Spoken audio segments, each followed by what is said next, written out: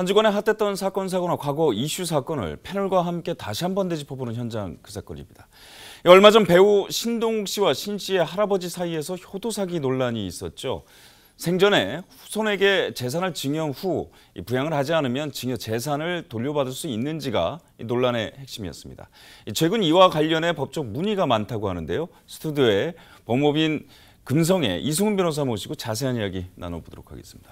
안녕하십니까? 안녕하십니까?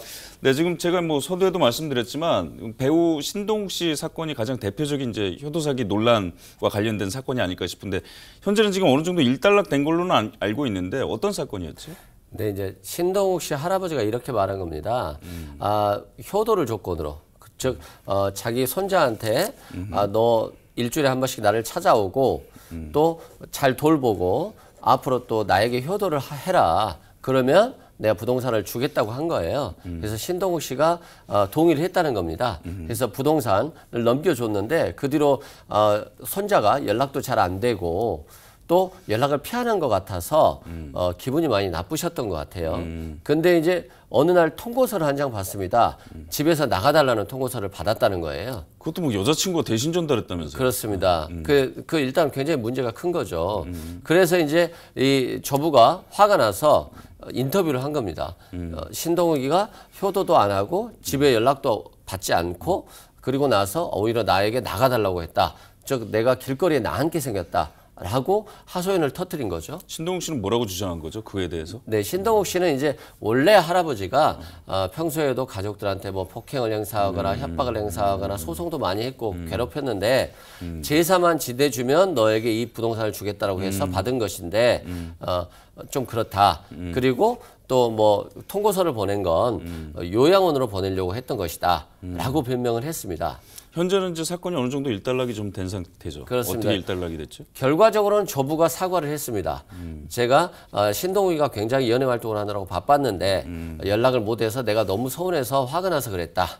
그리고 이해를 했다. 라고 하면서 사과를 했고요. 신동욱 씨 같은 경우는 그때 할아버지의 사과가 있으면 부동산을 돌려주겠다라고 했는데 실제 돌려줬는지 여부는 아직 확인이 안 된 상태입니다. 결국 이제 신 씨의 할아버지가 하신 소송이 증여 취소 소송 아니겠습니까? 그렇습니다. 어떤 뭐 법적 어떤 거 이제 이런 것들을 법으로 규정을 하고 있는 거죠? 그러니까 참 안타까운 사안인데 우리 민법에는 증여를 해지할 수 있습니다. 증여를 했는데 수증자가 증여를 받은 사람이 증여자를 상대로 폭행 행위를 이런 범죄 행위를 한다거나 또는 부양 의무를 이행하지 않았을 때는 증여 계약을 해지할 수 있습니다.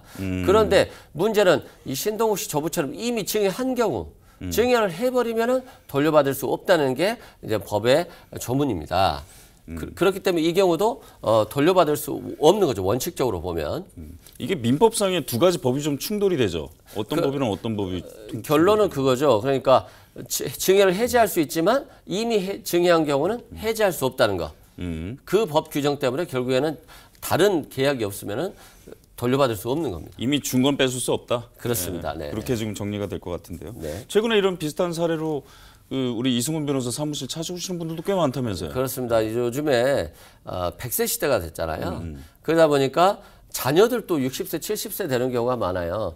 그러면 60세, 70세 되는 자녀들이 자신도 건강이 힘들어지기 때문에 이 부모님들을 요양원에 그냥 보내는 경우가 많고요.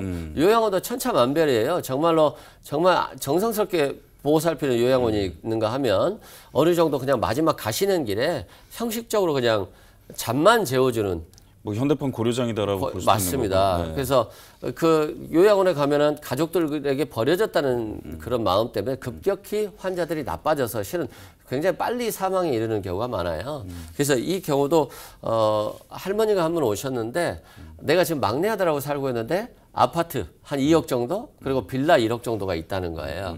그래서 이 막내 아들한테 의지하고 살고 싶으니까 내가 이거 증여하고 싶은데 증여했을 때 나도 요양원에 버려지면 어쩌지? 또 내가 돌아가시고 나서 유언으로 재산을 남겼을 때 자식들끼리 또 유류분 전쟁을 하면 어떻게 하지? 소송하면 어떻게 하지? 이런 걱정을 해서 오신 거예요. 긴가민가 하신 거죠. 그렇죠. 그렇다고 해도 자기 자신의 어떤 그런 그 고민을 자식들과 얘기할 수는 없는 거고요. 그렇습니다. 그래서 이제 변호사를 찾아오신 것 같은데. 네. 네. 어떻게 해결처를 어떻게 뭐라고 말씀해 주시죠? 이제 이분 같은 경우는 제가 이제 유언장을 써드렸어요. 그래서 내가 막내 아들에게 이 부동산을 유언으로 증여한다. 대신 자녀들끼리 웬만하면 싸우지 말아라. 내가 이 막내 아들이 병원비라든가 장례비라든가 이런 것들을 다 낼 것이고 나랑 약속을 했기 때문에 그런 약속이 지켜졌다라고 한다면 자식들 간에 너희들 싸우지 말라라고 이제 유언장을 구체적으로 쓴 거죠. 이제 그 지금 말씀하시는 건 이제 사후 증여를 말씀하시는 그렇습니다. 거고 생전 증여 같은 경우는 어떻게 해야 돼요? 방금 말씀드렸다시피 민법상으로는 생전 증여를 했을 때는 이미 증여해버리면 돌려받을 수 없잖아요. 그런데 분명히 만약에 증여를 했는데 증여한 사람을 갖다가 폭력을 행사한다거나 부양 의무를 이행하지 않는다거나 한 번도 찾아오지 않는다거나 이러면은 안 되잖아요. 그래서 이 효도계약서라고 하는 것이 요즘 대법원 판례에 인정되고 있어요. 즉 부담부 증여인데 증여를 하는데 부담을 주는 거죠. 그 부담이 효도인 겁니다. 그래서 이런 사건이 있었어요. 판례인데 두 자식이 있었습니다. 그래서 아버지가 두 자식한테 얘기합니다. 내가 이 10억짜리 부동산을 너희 두 자식에게 2분의 1씩 주겠다. 그 대신 6개월씩 돌아가면서 나와 내 아내를 모셔라. 그리고 내가 병원에 한 달에 한 번씩 가야 되니까 병원에도 데리고 가라. 그리고 손주들하고 같이 여행 갈 때도 꼭 나를 데리고 가라 라고 한 거예요. 근데 한 자식이 증여를 받은 이후에 한 1년 정도 모시다가 힘들어진 거예요. 뭐 아내와의 다툼이라든가 가정 형편도 어려운데 부모님을 모셔야 되는 부담감이 오다 보니까 안 모셔버린 거예요. 그러니까 바로 이 작은 아들한테 부모님이 소송을 한 겁니다. 야, 너 내가 분명히 효도할 것을 전제로 계약서에 도장까지 찍었는데 너가 효도하지 않고 있기 때문에 나 너 증여계약 해지하고 너 부동산 돌려준다고 하는 소송을 제기할 거야 라고 해서 소유권 이전 듣기 말소 청구 소송을 제기했습니다. 실제. 그래서 실제 작은 아들이 그러한 잘못된 부양을 하지 않았다는 것이 입증되어서 실제 작은 아들에게 갔던 2분의 1 지분이 다시 아버지에게 돌아왔습니다. 그럼 결정적인 건 계약서가 결정적이었던 거군요. 그렇습니다. 근데 그럼 그 계약서에다가 뭐 이렇게 일반적으로 공증 같은 걸 받잖아요. 그렇습니다. 꼭 공증을 받아야 되는 건가요? 이제 공증을 받으면 아무래도 더 확실할 수 있죠. 그 분실할 염려도 있잖아요. 그래서 공증을 받는 게 더 낫고요. 공증을 받을 때 꼭 이게 들어가야 됩니다. 효도를 할 것 전제. 뭐 그 효도가 뭐냐?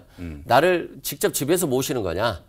어떻게 하는 구체적인 방법들이 들어가는 게 좋습니다. 아, 그러니까 단지 그냥 효도를 해라가 아니고 두리뭉실하게 쓰는 게 아니라 네. 구체적으로 하루에 몇 번 아니면 한 달에 몇 번 방문 뭐 네. 이런 식 구체적인 사례들이 들어가 줘야 되겠군요. 그렇습니다. 나랑 같이 동거하고 요양원에 절대 보내지 말 것, 또는 뭐 손주들과 한 달에 한 번씩 얼굴 보여줄 것, 그리고 병원 갈 때 나를 꼭 같이 동행해서 가줄 것, 이런 구체적인 것들이 지정이 되면 나중에 자식들이 이걸 위반했을 때 명확하게 소송해서 그 증여한 사람이 승소할 수 있는 거죠. 좀 다시 한번 정리하는 차원에서 만약에 이제 그 증여를 취소를 꼭 해야 된다고 한다면 어떤 법적 절차를 거쳐가지고 가야 되는 거예요? 그렇습니다. 일단은 아들이 그 부담, 즉 효도를 하지 않았다는 걸 입증해야 되겠죠. 그래서 아들이 뭐 같이 살지 않았다는 증거, 이것도 사람들에 대한 인적 증거로도 되겠죠. 그리고 병원에 갈 때 혼자 갔다거나 또 동거를 하기로 했는데 동거를 하지 않았다거나 일단 증거를 수집한 다음에 자녀를 상대로 증여계약 해제를 통보하는 겁니다. 그리고 법원에다가 소유권 이전 등기 말소 청구 소송을 제기하는 거예요. 그래서 법원에서 판사가 인정이 되면 그 자녀에게 들어갔던 소유권 이전 등기 서류가 말소가 되는 겁니다. 그러면 자연스럽게 본인의 등기가 살아나는 거죠. 이런 사건 맡으실 때 마지막으로 어떤 생각 많이 드세요? 네, 이제 마음이 많이 아프죠. 마음도 많이 아프고 또 어떤 효도를 강제한다는 게 이게 올바른 것인가 하는 그런 또 당혹스러움이라고 해야 될까요? 그런 게 있어요. 그렇지만 80세, 90세, 100세에 넘어가는 노인이 언젠가는 한 번 다 버려진다는 것. 그리고 우리도 다 같이 늙고 병들고 죽는다는 것. 그렇게 보자면 계약서에 명확히 쓰는 게 좋다. 말씀드리고 싶습니다. 세상이 좀 많이 바뀌었다. 예전 같으면 부양하는 건 당연한 것이었는데 네. 뭐 이런 생각 좀 하면서 좀 씁쓸한 생각 좀 들긴 듭니다. 네, 말씀 감사합니다. 감사합니다.